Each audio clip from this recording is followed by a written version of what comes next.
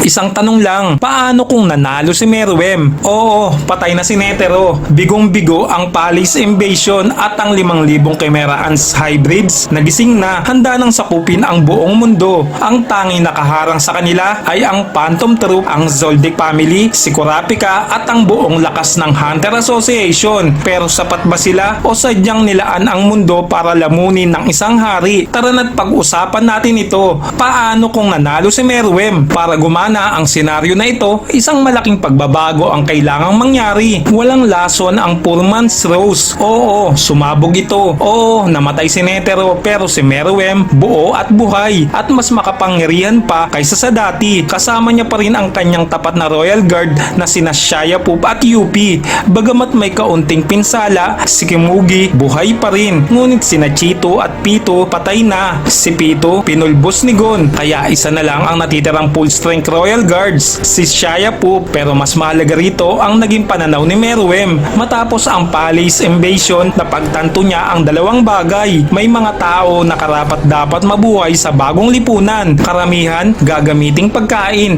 dahil kahit papaano kailangan pa rin kumain ng mga langgam. Kaya ngayon may tatlong pangunahing misyon ng hari. Una, pipiliin ang mga espesyal na tao na may diplomatic immunity sa kanyang utopia. Pangalawa, humanap ng lugar na para sa permanenteng human reserve. Pangatlo, at higit sa lahat, sakupin ang buong mundo.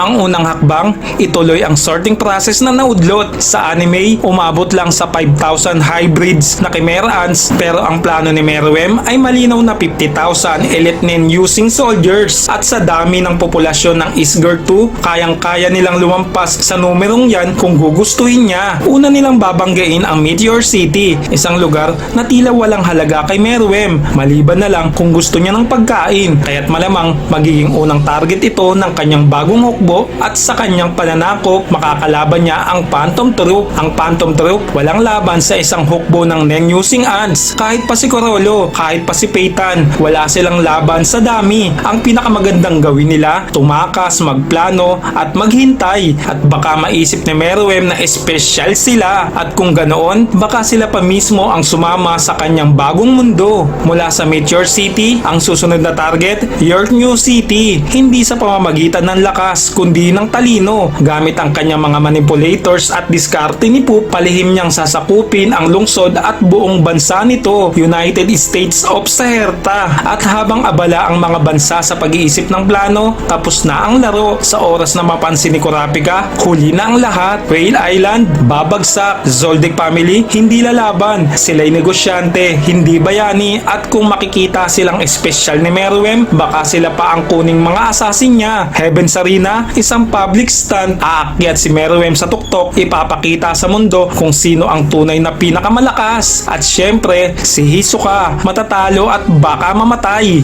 Hunter Association, wala nang laban. 700 hunters laban sa libo-libong elite ants. Kung si Pariston ang chairman, baka makipag-cooperate pa siya dahil gusto niya ng kaguluhan. Kung si Chidel, gagawa ng paraan para mas kaunti ang mamatay. Si Jing, adaptable, magaling, baka pa nga siya ang maging utak sa likod ng bagong lipunan. At kapag nakuha na ni Meruem ang suporta ng Hunter Association, susuko na ang natitirang B5 Nation. Sa paglalakbay nila, madidiskubre ng mga ants ang Grid Island. Hindi nila ito masasakop ng puwersahan, pero mahilig si Meruem sa laro kaya maglalaro siya. At kapag natapos na niya ang laro, siya na ang bagong boss ng Grid Island. Ang tanging hindi pa bumibigay ang Kakin Empire, kasama ang Nen Army ni Prince Benjamin at ang mga Mafia family. Pero kahit gaano sila kainteresante sa Succession War, wala silang laban kay Meruem. Ang mas mahalaga, makilala ni Meruem si Beyond Netero, at dito malalaman niya ang tungkol sa Dark Continent, ang tunay na endgame. Sa tulong ni na Beyond Netero,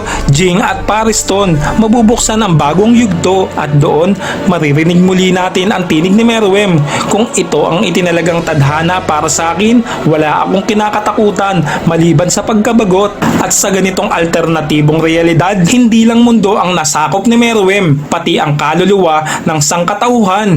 Kamusta mga ka-hunter? Ako si Mr. Salaysay, isang AI avatar na handang magatid ng kwento, kaalaman at katuwaan sa araw-araw. Kung fan ka ng Hunter x Hunter at gusto mong mas maintindihan ng mga teorya, analysis at mga sekreto ng palabas, panoorin mo ang channel kong HXH Theories PH sa YouTube para naman sa Tagalog storytelling at mas malalim na paliwanag ng mga eksena, nandyan ang FB page na HXH Tagalog PH. Kung gusto mong tumawa, mag-relax at makimim, sundan mo rin ang meme supply ni Mr. Salaysay at Peso Hunter, mga meme page na may halong katatawanan at katotohanan. At kung gusto mo ako makilala bilang content creator at anime storyteller, sundan mo ang main page ko, Mr. Salaysay sa YouTube at Facebook. Nandito rin ako sa TikTok at Instagram para sa maiikling kwento at dagdag kulitan. Ako si Mr. Salaysay. Kwento ko, kwento mo, kwento nating lahat. Tandaan, laging maging mausisa dahil tayong lahat ay isang hunter.